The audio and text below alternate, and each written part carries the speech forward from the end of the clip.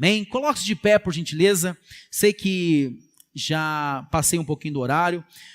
Eu tenho pouco tempo para pregar, mas nós não vamos terminar o culto depois do horário, tá? Provavelmente não, tá ok? Nós vamos terminar bonitinho e com certeza Deus vai falar muito ao teu coração. Abra sua Bíblia no livro de Apocalipse. Deixa eu fazer uma pergunta. Quando eu falei aqui do dia 12, colocaram ali, né, o que precisa lá, as coisas, né? Então tá bom, é que ela falou que ia colocar o que precisava ali, né? Então beleza. Apocalipse, o último livro do Novo Testamento, o último livro da Bíblia. No capítulo 4, no capítulo 3, no verso 20. Capítulo 3, no verso 20, a última carta que Jesus mandou João escrever. Eu gosto demais do livro de Apocalipse, por todo o mistério que está por trás desse livro. Os escatologistas, que são os peritos nas profecias bíblicas, por mais que estudem e nos tragam informações importantes de bastante relevância, ninguém consegue descortinar ao certo muitos detalhes que estão no livro de Apocalipse, porém, há alguns detalhes que são muito claros e muito simples de se entender, como esse que eu vou falar para vocês aqui agora, que é a última carta. Não vou falar sobre a carta, mas sobre um detalhe relacionado a essa carta, que é o versículo 20, no capítulo de número 3. O verso 20 diz assim, ó: eis que estou à porta e bato.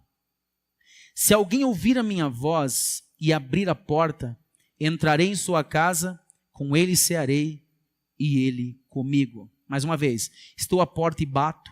Se alguém ouvir a minha voz e abrir a porta, entrarei em sua casa, com ele cearei e ele comigo. Pai, em nome de Jesus, Senhor, nós te bendizemos pela forma tão gloriosa como o Senhor tem agido, meu Deus, em nossas vidas, como o Senhor tem trabalhado, Deus. O trabalho muitas vezes, ó Deus, não é nosso, Pai. Há muitas situações em que nós vamos até um certo ponto e precisamos deixar o Senhor agir.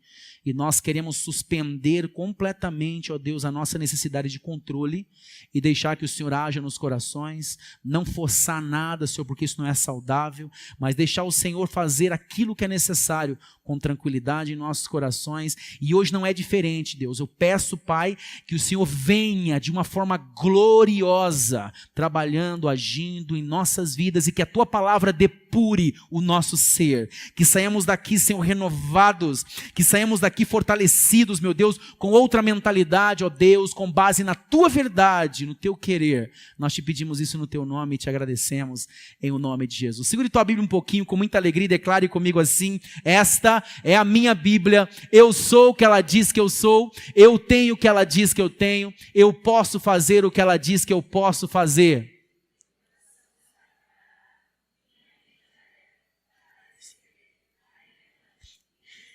E poderosa, diga bem forte: eu nunca mais, creia, eu nunca mais serei o mesmo a partir de hoje, em nome de Jesus, amém. Tome seu assento, por gentileza, tome seu assento, por favor. Quero lembrar vocês que hoje nós não tivemos o batismo, tá? Nosso batismo será realizado semana que vem, logo após o culto pela manhã, tá? Logo após o culto nós sairemos daqui para a realização do batismo, a não ser que aconteça alguma coisa e não tenha algum imprevisto muito grave, mas está marcado para domingo que vem, tá bom? Lembrando vocês que nós temos outros cultos aqui na igreja, e um deles é o culto de terça-feira, tá? Aqui na igreja nós temos culto terça, quinta-feira, domingo de manhã e domingo à noite. Na terça-feira é uma reunião de oração. Há muitas pessoas que ficam impedidas de vir em função do trabalho, mas outras podem vir. Você que tem no seu coração desejo de orar, de colocar na presença de Deus o ministério da igreja, você sente dentro de si: eu tenho dentro de mim um ministério mais anonimato do que um ministério em que as pessoas estão me vendo. Se você tem isso no teu coração e você gosta de orar por outras pessoas, você sente o desejo de orar pela igreja, muitas vezes você lembra do pastor do nada e de repente você é um intercessor. Todos nós cristãos em potencial somos intercessores, mas há aqueles que Deus escolhe a dedo, irmãos. Não tenha dúvida de que o que acontece aqui, irmãos, a igreja estar aqui hoje, não é fruto só do trabalho do pastor Ricardo, não. Pelo amor de Deus, esquece isso. Não é porque o pastor Ricardo tem algum mérito só nisso. Posso ter até algum mérito pelo trabalho, pela luta, pelo suor, mas muito mais, eu creio, não tenho dúvida, é o trabalho da intercessão. Então o sábado, na terça, perdão, é o dia em que eles vêm para orar. E o pastor Justo tem aqui dirigido as orações, direcionado as orações. No capítulo número 2 de Timóteo, ele diz assim: rogo-vos que oreis por todos que estão em autoridade, sobre autoridade, estão em eminência, que vocês orem por eles. Tem que ser feito isso, irmãos. E a terça-feira é o dia que tem-se a liberdade de fazer isso. E eu convido você a estar aqui em nome de Jesus. Muito importante. Pode ter certeza que muita coisa tem acontecido por causa da oração do povo. Senão não tem como. Não tem como. Sem oração não tem jeito. Muitas vezes eu não posso, irmãos. Muitas vezes não. Na terça-feira eu fico impossibilitado de vir em função do trabalho, tá? Não tem como. É muita coisa. Mas eu tenho um propósito e eu falo isso para a igreja entender que nós entendemos o valor da oração, que o pastor de vocês entende o valor da oração, e eu tenho um propósito de vir periodicamente às madrugadas aqui. Hoje nós estamos aqui antes das 6 horas da manhã orando por vocês, irmãos, tá? Orando por vocês. Eu vim aqui pela manhã hoje orar por vocês e nós fazemos isso periodicamente, irmãos. Orar, chorar na presença de Deus, porque eu entendo que não tem outro caminho para Deus fazer alguma coisa nessa terra, se não for por meio da oração. Em nome de Jesus. Muito bem. O tema que eu quero trabalhar hoje, sem mais delongas, é: Ele te ajuda a arrumar a casa. E antes de qualquer coisa, eu quero direcionar esse primeiro discurso provavelmente mais as mulheres donas de casa ou aquelas que talvez não são donas de casa, mas entendem o que significa organizar uma casa. Organizar uma casa não é uma tarefa nada fácil. Você percebe que você passa boa parte da tua vida fazendo propósitos. Eu acho que até algumas pessoas colocaram nos seus propósitos, no seu projeto de vida de 2019, organizar a casa, eu acho. E eu acho que mesmo alguns colocando como projeto de vida ainda não conseguiram organizar e estão pensando assim, ó: quando chegar as férias, você vai ver minha casa, como é que eu vou te organizar. Você vai ver o que eu vou fazer aí. Aí chega as férias, você viaja, cansa, faz um monte de outras coisas e quando você percebe, você não organizou a tua casa. Isso, irmãos, não é um problema só de um ou de outro. É de todo mundo. Porque organizar a casa nunca foi e nunca vai ser uma tarefa fácil. Organizar a casa depende de muita disciplina, porque quanto mais um lugar está desorganizado, a tendência é ele se desorganizar mais. Você arruma uma prateleira, você de repente coloca alguns livros no lugar e percebe que tem que tirar uma coisa daqui e por ali, não tem mais espaço, essa peça está cheia, onde eu coloco tanto sapato sem precisar? Doa, tem um bazar aqui, irmãos, que tem os sapatos ali para doação, tá bom? Onde eu coloco esse monte de roupa? Doa, faz doação. E algumas pessoas têm tanta dificuldade em organizar a sua casa, mas isso não é um problema propriamente dito de uma pessoa ou de pessoas isoladas, é de todo mundo. Nós passamos boa parte do tempo, principalmente as mulheres, pensando quando que eu vou organizar tal coisa na minha casa. Se as mulheres concordam com isso, digam amém. Viu? É assim. E você muitas vezes espera ajuda e você não tem a ajuda que você esperava, porque não é fácil organizar uma casa sozinho. Nós vivemos tentando fazer isso. Mas de que casa Jesus está falando? Quando ele diz que está à porta e bate, a porta é a porta de uma casa.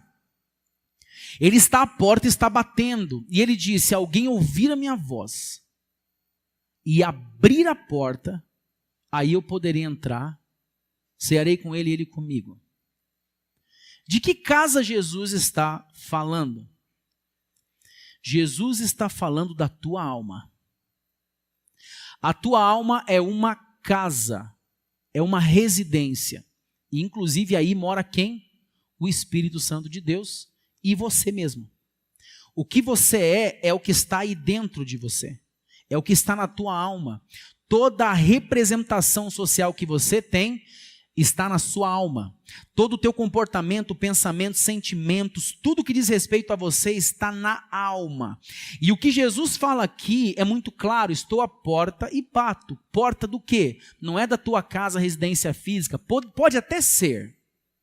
Mas eu parto da premissa de que ele está falando sobre a nossa alma, porque eu entendo que se Jesus não entrar na minha alma e fazer uma obra em mim, não adianta eu querer consertar as pessoas que estão ao meu redor. Não adianta eu querer consertar casa, trabalho e outras coisas que dizem respeito à minha vida.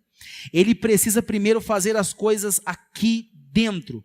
Muitas pessoas sofrem demais porque eles acreditam que o potencial de alegria que eles precisam sentir, que eles gostariam, melhor dizendo, de sentir, diz respeito à transformação alheia. Mas aprenda de uma vez por todas, em nome de Jesus, que a tua alegria não pode depender de fatores externos. A sua satisfação pessoal depende de uma decisão simples de permitir Jesus entrar na tua vida e não ele começar mudando os outros, mas mudar você para que você realize-se pessoalmente e possa ser uma bênção para outras pessoas. Nós passamos boa parte da nossa vida buscando alegria na transformação de outros, quando na verdade isso não vai fechar uma alegria completa em tua vida, não vai. Você pode ter certeza que não vai fechar. Você vai continuar insatisfeito e correndo atrás do vento.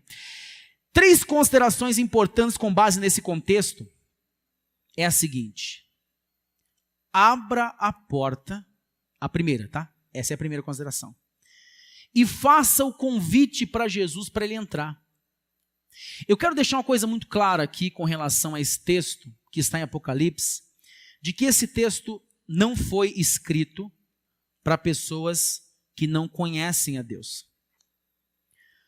As cartas de Jesus, escritas por João, recitadas por Jesus, não foram escritas para as pessoas que não conhecem a Deus. Essas palavras foram escritas para a igreja.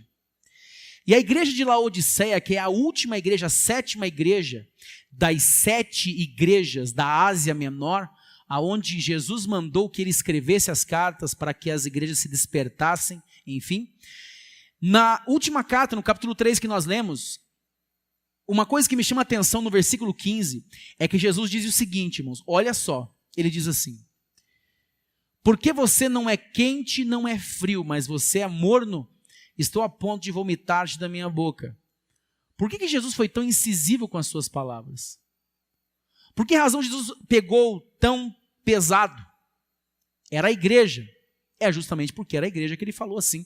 E de repente no versículo 20 Jesus entra com outra abordagem de misericórdia e amor, dizendo assim, ó: Laodiceia, eu estou à porta e bato.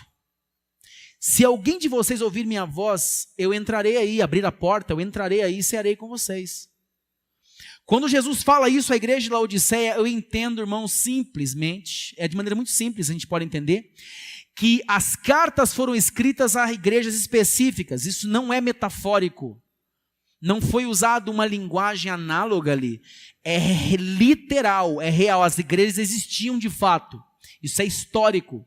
Mas essas igrejas dos tempos bíblicos, cerca de 65 anos depois de Cristo, se não me falha a memória, 70, 65, 70 anos, quando as cartas foram escritas, todo o arsenal relacionado à espiritualidade daquelas igrejas dizem respeito ao nosso contexto atual. Se você olhar cada uma das cartas, você percebe que cada uma delas tem muito assunto relacionado à nossa realidade. Inclusive uma delas fala sobre Jezabel, doutrina de Jezabel, e leia lá uma das cartas, você vai entender melhor isso, e procure algum estudo sobre isso, e você vai entender muitas coisas que hoje acontecem dentro das igrejas, que tem muito a ver com o que ele diz lá, algo que foi escrito há quase 2000 anos atrás. É muito importante nós entendermos isso. E a carta de Laodiceia foi uma chamada muito forte de atenção da pessoa do Senhor Jesus, porque ele estava falando para uma igreja que achava que estava viva, mas estava morta. Vocês são pobres, cegos e nus. Vocês não têm identidade, mas viu, eu estou à porta e bato. Ainda há esperança para vocês, há uma chance de eu entrar. Sabe o que isso me chama a atenção, irmãos? O seguinte, isso me faz lembrar da forma como Jesus lidava com os fariseus. Jesus nunca teve problema, como eu comentei hoje pela manhã, com as pessoas que lidavam e lutavam com suas fraquezas. Ele nunca teve problema com isso. Jesus nunca denunciou que se sentia fraco. Jesus nunca denunciou a pessoa que tivesse cometido um pecado, mas que diante dele se humilhasse e dissesse: me perdoa, Senhor, eu preciso de ajuda. Ele nunca denunciou, nunca colocou para os quatro ventos nada disso, mas Jesus denunciava de maneira incisiva e severa as pessoas que de alguma forma demonstravam uma santidade inexistente com um comportamento incoerente com aquilo que eles falavam. Quando a Bíblia fala a respeito da repreensão severa de Jesus aos fariseus, não é porque Jesus os odiava, mas é porque Jesus não tinha como tolerar tanta hipocrisia. E era exatamente o que acontecia na igreja de Laodiceia. Eles estavam se sentindo ricos demais. Mas, irmãos, aqui entra em ação Lamentações 3:22, que diz assim: que as misericórdias do Senhor são a causa de não sermos consumidos.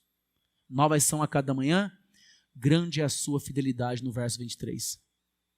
Quando eu olho para esse texto de Lamentações, irmãos, eu entendo por que Jesus não fulmina as pessoas que muitas vezes estão há anos vivendo uma vida hipócrita. Estão há anos caminhando, irmãos, e mostrando uma santidade que não existe. Muitas vezes nós da igreja nos indignamos. Não é papel nosso se indignarmos e tentar ficar batendo e fazendo tanta coisa. Eu não acredito que vai resolver muita coisa. Eu acredito que nós precisamos olhar para nós mesmos, aqui para dentro, e olhar, ver se existe em nós sinceridade. Ver se existe dentro de nós uma atitude sincera para com Deus, se não estamos camuflando nada. E sabe como que você consegue fazer isso? Tomando a primeira decisão que eu acabei de falar. Abra a porta e convide ele para entrar. Olha só, quando Jesus entrar na tua casa, ele criou você e ele sabe onde as coisas estão fora do lugar. Ele sabe desde o dia em que você nasceu todos os traumas que você viveu. Ele sabe desde o dia que você nasceu todas as coisas poluídas às quais você foi exposto, e hoje a tua mente tem dificuldade de depurar isso, de limpar isso, e vez por outra isso vem à tua mente, vez por outra isso pode vir ao teu coração, como pessoas, por exemplo, que foram colocadas muito jovens e expostas a situações de sexualidade exacerbada e crescem com isso e têm muita dificuldade em se libertar disso. Pessoas que às vezes assumem relacionamento matrimonial, mas continuam na mesma luta.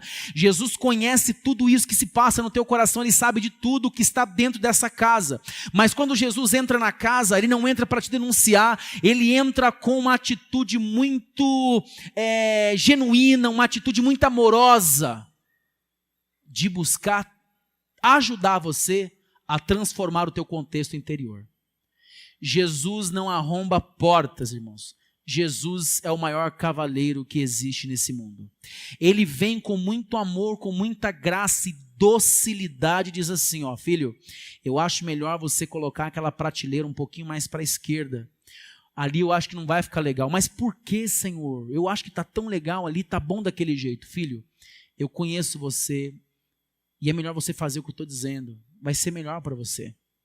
Ele não vai te obrigar a nada, irmãos, mas ele vai te convencer pela docilidade e pelo amor. Muitas vezes ele vai ter que ser mais severo, mas na maioria das vezes é assim que ele faz, irmãos, com muito amor.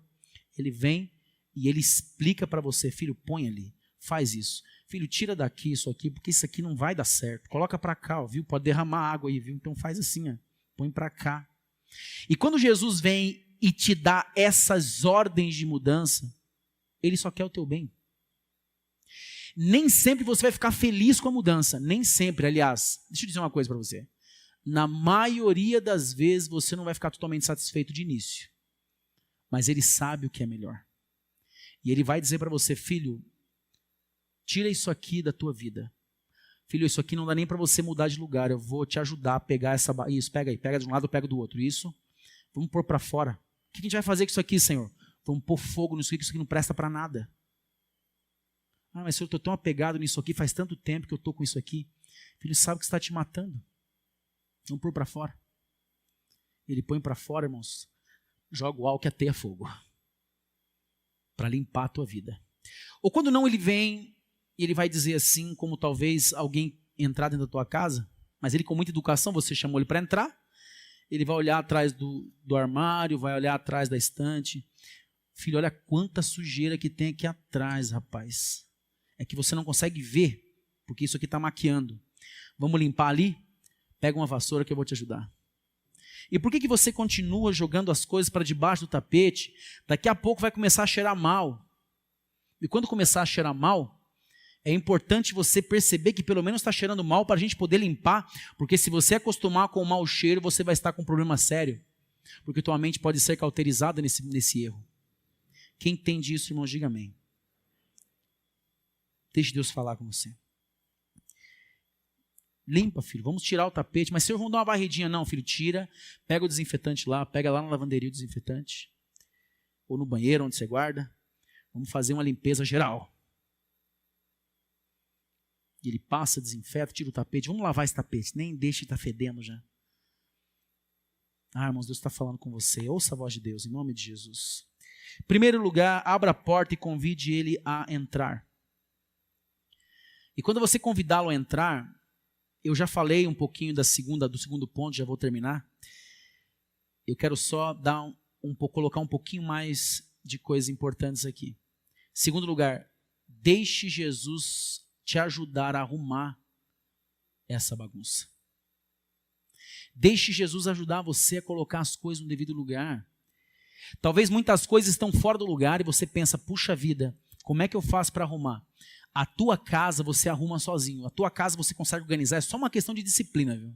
É só se disciplinar que você consegue colocar as coisas no lugar. Nós somos muito indisciplinados. Esse é um grande problema do homem, do ser humano. Não do homem, tá? Do ser humano, gênero humano. É um grande problema, é a falta de disciplina. Mas espiritualmente, só disciplina humana não resolve. Quando existe só disciplina humana com a ausência de Jesus, nós jogamos muita coisa debaixo do tapete e escondemos. Quando Jesus não está presente, não tem ninguém para reorganizar a tua realidade contextual interior. Como é que alguma coisa diferente realmente vai acontecer? É por isso que muitas pessoas, elas mascaram sua realidade, porque elas jogam muita coisa para debaixo do tapete. Mas isso não muda, irmãos, não transforma ela. Ela não muda. No capítulo 14, verso 12 de Provérbios, eu gosto muito desse texto. Ele parece ser um texto simples, mas ele é de uma profundidade muito grande. Em Provérbios 14, no verso 12, ele diz assim, ó, há um caminho que ao homem parece ser bom, direito, né? Algumas traduções, direito.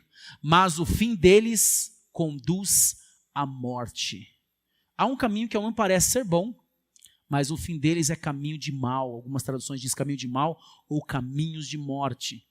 Pense você não tem a menor condição de saber nada a respeito do que de fato Deus tem para a tua vida na íntegra, não tem como.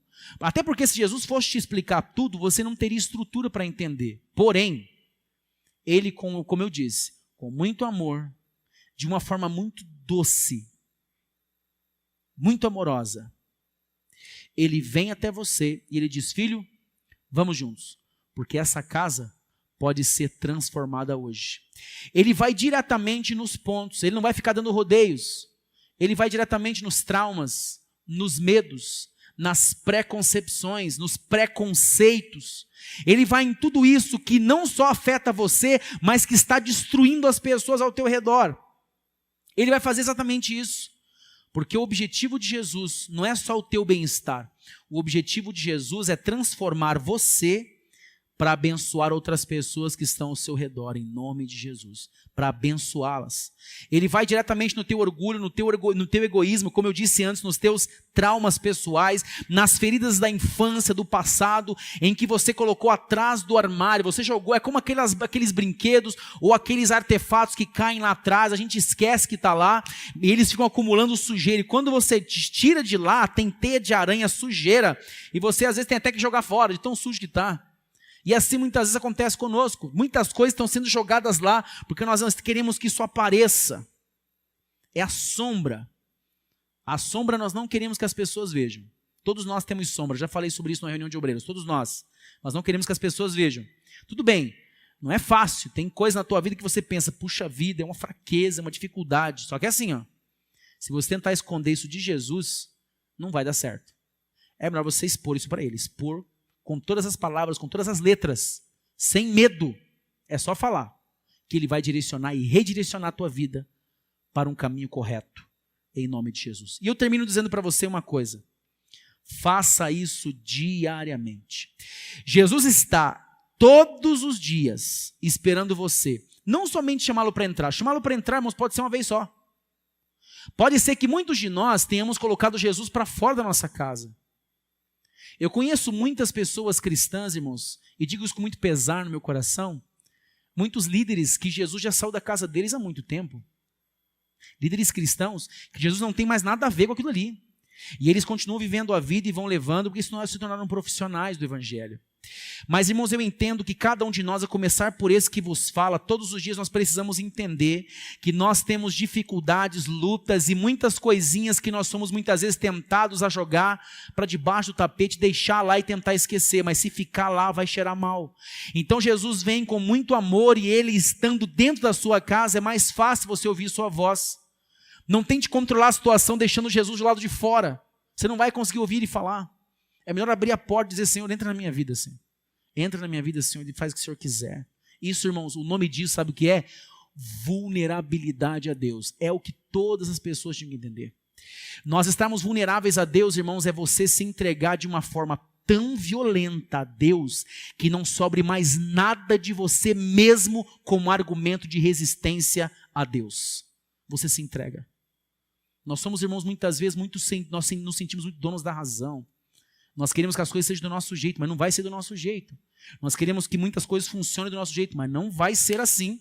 E Deus vai ter um modo de fazer um caminho por onde Ele vai. E eu vou dizer uma coisa, irmãos, depois que eu aprendi a descansar isso em Deus, eu entendi, irmãos, que não importa o que aconteça ao redor, eu posso acordar todos os dias e dizer: eu sou muito feliz em Cristo Jesus.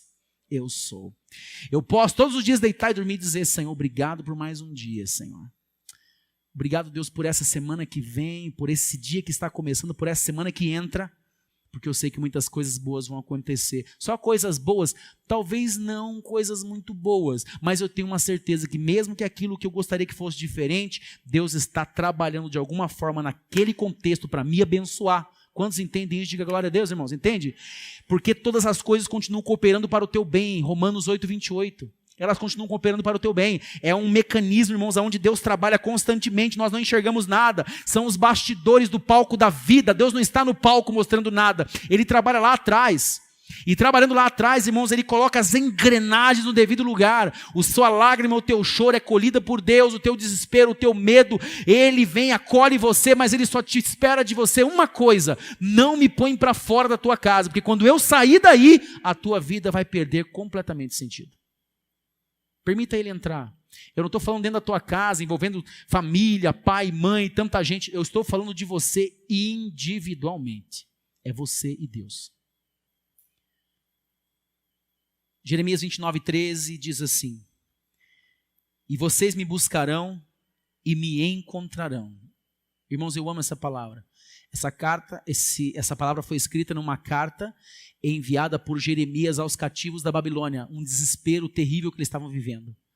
Eles estavam presos e de repente a carta, Deus manda que essa carta fosse enviada, e nessa carta Deus manda eles escreverem assim, no versículo de número 13: me buscar-me-eis e me achareis quando me buscardes de todo o vosso coração. Você percebe? Vocês vão me encontrar. E ali onde vocês me encontrarem, quando vocês me encontrarem, serei achado de vós. No verso 14 diz assim: eu serei achado de vós, algumas traduções dizem. Ser achado por Deus é isso. É quando você se aproximar, Ele se deixa encontrar.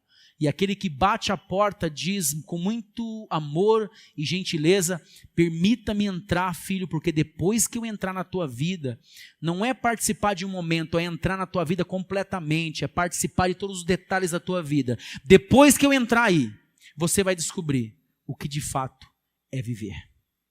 A vida, irmão, só se descobre depois que Jesus entra em nossa vida e Ele continua ali. Me veio à mente isso agora, e eu vou precisar falar, porque muitas vezes as coisas me vêm à mente e eu não falo, mas isso que eu vou falar agora me veio à mente, e algumas pessoas às vezes questionam, e alguns até me perguntam sobre isso, pelo fato de eu ser pastor, de eu ser psicólogo, pelo fato de eu atender muita gente e tantas outras questões. Então assim, hoje o número de suicídios aumentou muito. Muito, irmãos. É uma média de... Eu ia falar sobre pessoas desaparecidas também, mas deixa isso para uma outra ocasião, porque eu estudei sobre isso essa semana, mas vamos falar só sobre esse assunto, porque isso está em pauta, na verdade. O pastor Elisandro lá do Rio Grande do Sul.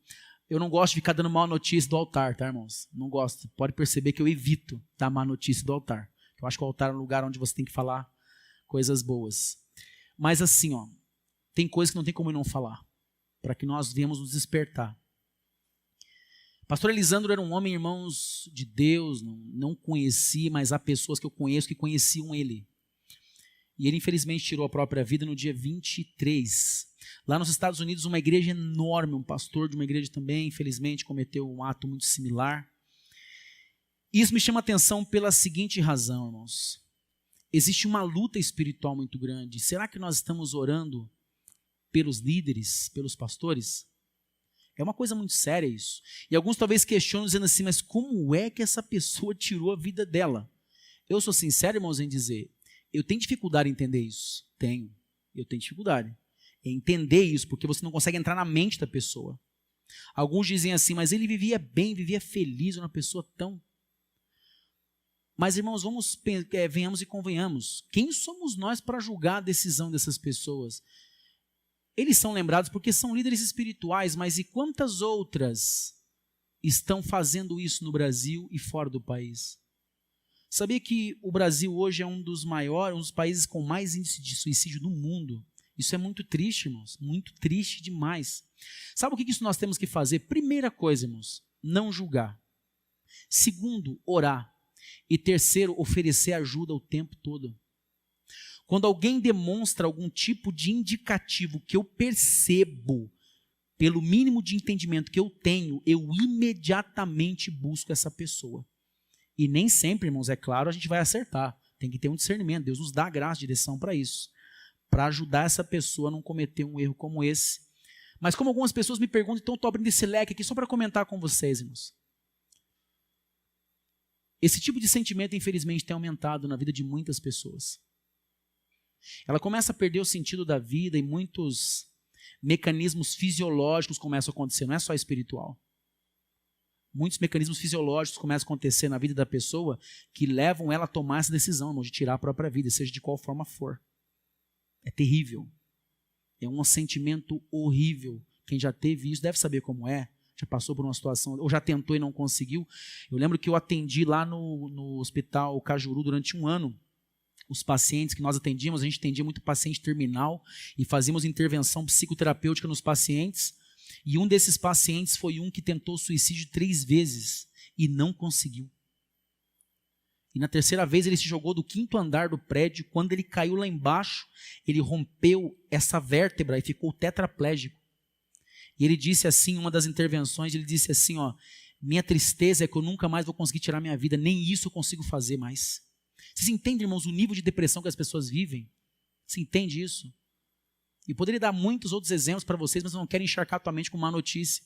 Mas eu estou falando isso para você entender o seguinte, que você tome uma decisão séria sobre você e sobre a vida de outras pessoas também. Será que alguém não precisa de você agora? Que você ore por essa pessoa, que você mande uma mensagem para ela e dizer assim, viu, você está passando por essa luta, mas eu queria dizer que você é muito importante para mim. Que eu estou aqui para te ajudar, a orar por você, para te abraçar. Vem aqui na minha casa, quer que eu vá na tua casa? Irmão, se eu pudesse fazer isso para tanta gente, não tenho condição de fazer, tanta gente, irmãos, ao meu redor. Mas se nós fizéssemos, cada um fizesse a sua própria parte, quantas situações como essa não seriam impedidas ou evitadas? E eu termino dizendo que hoje eu recebi uma notícia muito triste, de que no ano de 2018, 104 policiais civis, eles cometeram suicídio. 47% deles, se não me falha a memória, no trabalho. Pelo fato de terem porte de arma, essa coisa toda. Isso é muito triste, irmãos. Puxa vida, mas nós como igreja podemos mudar esse quadro em nome de Jesus, irmãos. E parar de ficar querendo expulsar demônio em tudo, você entendeu? Parar, irmãos, e parar e ouvir a pessoa. Você escuta uma pessoa que tem tendência homossexual, você quer orar e expulsar o demônio, não faça isso não. Senta e escuta a pessoa, por que ela se sente daquela forma. Entenda o lado dela, sem juízo, suspenda o juízo. Jesus faria exatamente isso se estivesse no teu lugar, você pode ter certeza. E trataria, e amaria a pessoa, abraçaria, oraria por ela. estaria junto com ela. E que isso seja um alerta para nós tomarmos uma decisão séria, irmãos, em nossas vidas. E não somente permitir que Jesus entre em nossa casa para nós sermos transformados. Esse é o desfecho que eu queria fazer. Mas para nós sermos agentes transformadores de outras pessoas. Imagine você chegar lá naquele grande dia, Jesus olhar para você e falar assim, ó, você, através da tua vida, aquela pessoa foi impedida de cometer o suicídio. Porque você orou e você amou ela. Porque você ajudou ela. Você se aproximou dela. Que sejamos esses instrumentos em nome de Jesus. Se coloque de pé, irmãos. Desculpa a minha demora. Acho que passei um pouquinho do horário, mas eu quero orar por vocês agora. Orar, porque nós vamos terminar esse culto e sairmos daqui cheios da graça de Deus, em nome de Jesus. Cheios da presença de Deus, irmãos. Toda ideação suicida que talvez esteja ao teu redor, alguém que você conheça, eu creio no poder da oração, irmãos, em nome de Jesus. Deus vai reverter esse quadro, irmãos. Eu preciso dizer para vocês isso, para que vocês tenham consciência, tá? Olha para mim um pouquinho aqui. Eu conheço, ele foi meu professor na universidade, pelo menos em 3 ou 4 disciplinas. O Dr. Clóvis, ele é uma das maiores autoridades em tanatologia no Brasil, e reconhecido fora também. A tanatologia é o estudo da morte. E ele nos disse o seguinte, que hoje ainda Curitiba continua sendo o lugar onde acontece mais suicídio no país. E tem um lugar em Curitiba que é um prédio, acho que eu até comentei isso com vocês, e lá é o lugar onde mais acontece. Só que como que a gente não fica sabendo disso? Porque o suicídio, por lei, ele é proibido de ser divulgado. Não pode expor cena, foto, nada. Por que não é divulgado? Porque ele tendencia o sujeito. O sujeito já tem a tendência, ele potencializa essa tendência. Por isso que eles não falam. Isso é provado, irmãos, estatisticamente. Não é bom falar sobre isso. Ou melhor, não é bom mostrar notícias sobre isso, tá? Por isso que se evita. Só que, irmãos, vamos orar. Então nós fazemos uma oração agora nesse sentido. Por que será que comecei a falar sobre isso? Talvez você viva feliz, irmãos. Quando eu olho para a minha vida, irmãos, eu vejo o que Deus está fazendo na minha vida, eu fico tão feliz, eu penso, Deus, Tu és tão bom. O Senhor tem sido tão bom, tem cuidado, mesmo que muitas coisas não sejam do jeito que a gente quer, a gente vive tão feliz. De repente, quando a gente se depara com a notícia dessa, você pensa, meu Deus, como é que essa pessoa estava por dentro para ela tomar uma atitude dessa? Ela precisava que alguém orasse por ela com certeza, e talvez não tinha ninguém na intercessão, não sei. Feche teus olhos um pouquinho. Pai, em nome de Jesus. Senhor, eu creio no poder transformador, libertador do Evangelho, Senhor.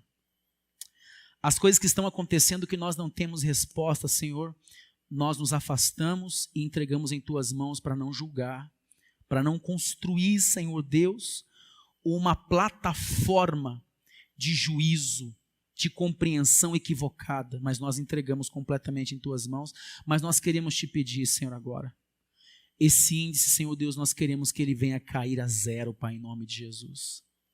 Em Curitiba, em Campina Grande do Sul, em 4 Barras, em todos os bairros e cidades adjacentes, Senhor Deus, a essa cidade. Curitiba não vai mais ser, meu Deus, a capital, Senhor Deus, deste drama, em nome de Jesus. Não vai ser mais a capital deste drama, Senhor, que é muito mais espiritual, Senhor Deus, do que físico, embora os meandros físicos sejam importantes de serem analisados, mas a espiritualidade que envolve isso, ó Deus, as ações malignas são muito, Senhor Deus, presentes e relevantes, e nós hoje estamos decretando que Curitiba é a capital da vida e da saúde mental e espiritual, em nome de Jesus, meu Deus. Curitiba, Campina Grande do Sul, 4 Barras e todas as cidades adjacentes serão as capitais, as cidades, Senhor Deus, que gerarão vida, Senhor, toda a ideação suicida caindo por terra, todo plano maligno sendo destruído, meu Deus, e o Teu propósito vivo, Senhor, vindo sobre a nossa cidade, sobre, Senhor Deus, o nosso estado, sobre o nosso país, em nome de Jesus de Nazaré. Nós estamos orando, Senhor, e terminando este culto com essa oração de declaração profética sobre a nossa cidade, sobre o nosso estado, sobre este país, o país da vida, Senhor, o país, Senhor Deus, da compreensão, do acolhimento, do amor, em nome de Jesus. E nós, Senhor Deus, veremos estes indicativos, esses índices caírem por terra, caírem abaixo, e as famílias continuarem guardadas, amparadas pelo Teu poder. Nós oramos, meu Deus, porque cremos, e nós declaramos, meu Deus, a Tua liberdade sobre essas pessoas, na autoridade do nome de Jesus para a tua glória. E toda a igreja diz glória a Deus. E vamos aplaudir Jesus, irmãos. Aplauda ele.